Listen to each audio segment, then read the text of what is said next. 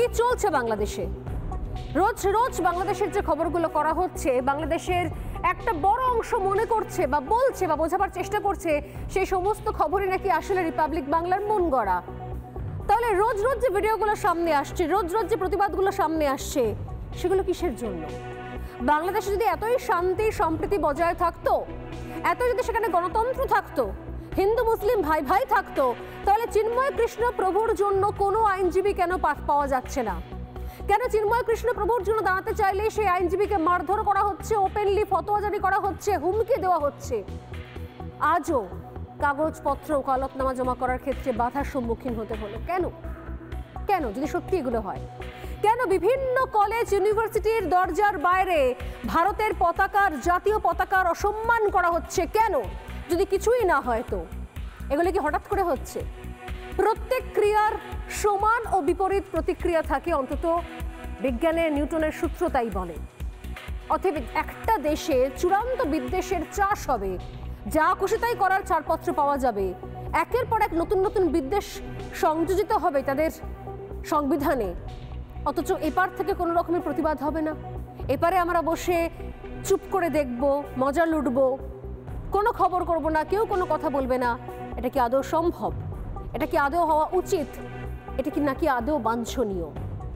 যে দেশটা একসময় এত মানুষের ছিল যারা শুধুমাত্র ধর্মীয় কারণে এই হিংসা, নিজেদের ধর্ম নিয়ে প্রাণ নিয়ে বাঁচার জন্য একটা সময় ওদেশ ছেড়ে এপার বাংলায় এসে আশ্রয় নিয়েছিলেন, তারা তো ভুলে যাননি কি ভয়ঙ্কর ইতিহাস, কি ভয়ঙ্কর অতীত তারা সাক্ষী থেকেছেন তার।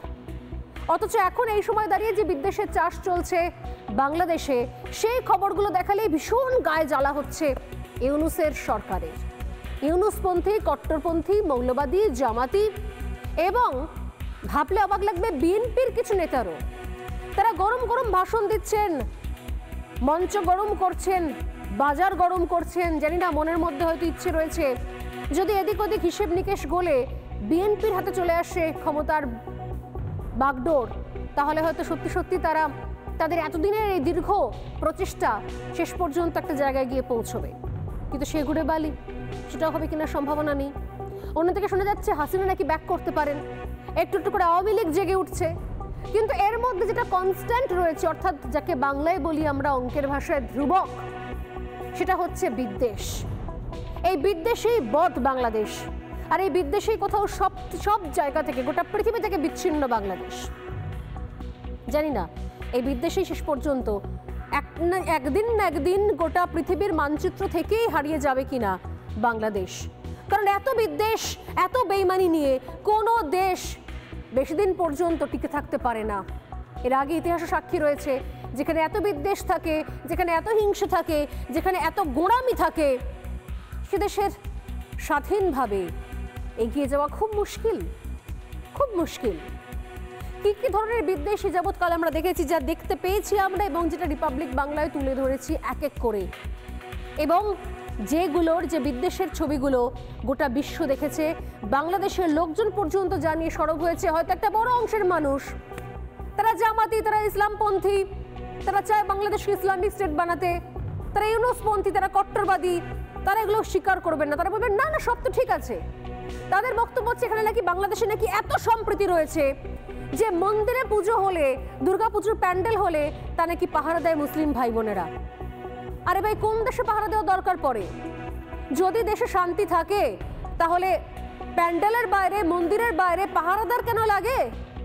কই আমার দেশে তো হয় না, আমার দেশে তো পাহারা দিতে হয় না, উল্টো অন্য ছবি হয়। সংখ্যালঘুদের তাণ্ডবে একাধিক জায়গায় সংখ্যাগুরু হিন্দুরা হেনস্থার শিকার হয়। যদিও আমার দেশের বিষয় আলাদা, কারণ আমাদের দেশ এমন একটা দেশ যে দেশে এখনো পর্যন্ত এই দেশে থেকেও একাধিক মানুষ যারা রাজনৈতিক দল করছেন, যারা সমাজসেবার নামে, বুদ্ধিজীবীর নামে, তারা এই দেশে থেকে বাংলাদেশের ভারত বিদ্বেষের মধ্যেও বাংলাদেশের প্রেম খুঁজে পাচ্ছেন। সংখ্যালঘুদের জন্য গলা ফাটান, বাংলাদেশের জন্য এখনো গলা ফাটান, এবং আমরা যারা আসল খবর তুলে ধরছি বলে আমরা তাদের চোখ খুশুল হয়ে গেছি। অতএব আমাদের দেশের বিষয় আলাদা, কিন্তু বাংলাদেশের বিষয় সম্পূর্ণ অন্য এবং গোটা পৃথিবী দেখছে সেকেন্ড পাকিস্তান, সেকেন্ড আফগানিস্তান হয়ে গেছে বাংলাদেশ, যেখানে ফতোয়া জারি করা হচ্ছে মহিলারা বাইরে বেরোবেন না, পর্দা ছাড়া বেরোবেন না, বাজারে যাবেন না, বাজারে গেলে দোকানপাট বন্ধ করে দেওয়া হবে। কোন সুস্থ দেশে সুস্থ গণতন্ত্র এগুলো হয়? এবং এই অসুস্থতার পথে যে আরো বিষয়গুলো ক্যান্সারের মতো করে ছেকে ধরছে সেগুলোর আজ পর্দা ফাঁস করব।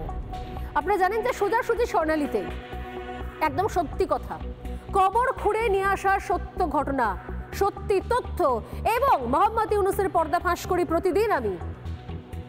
মানুষ দেখছেন, ভরসা রাখছেন, তাই সোজাসুজি স্বর্ণালী আজ টিআরপিতে 1 নম্বর।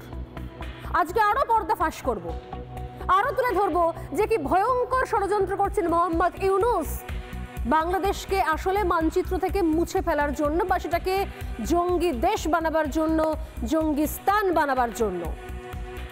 তার শুরুয়াত কোত্থেকে হয়েছিল? শুরুয়াত হয়েছিল বিদ্বেষ থেকে।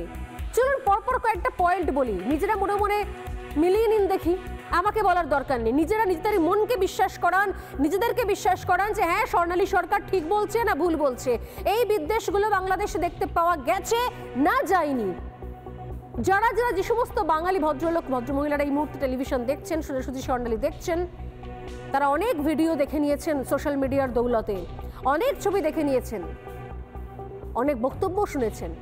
যাদের দূর দূর সম্পর্কের লোকজন সেখানে রয়েছেন বাংলাদেশে, তারাও সে খবর দিচ্ছেন, আমাদের কাছে তো আসেই। চলুন দেখা যাক কোন কোন বিদ্বেষ দিয়ে এই বিদ্বেষের বীজ বপন করেছে ইউনূস সরকার, আর যার পরিণতি হচ্ছে যুদ্ধ জিগির, যুদ্ধের আস্ফালন, এবং আজকেও কি ভয়ঙ্কর জায়গায় দাঁড়িয়ে রয়েছে বাংলাদেশ।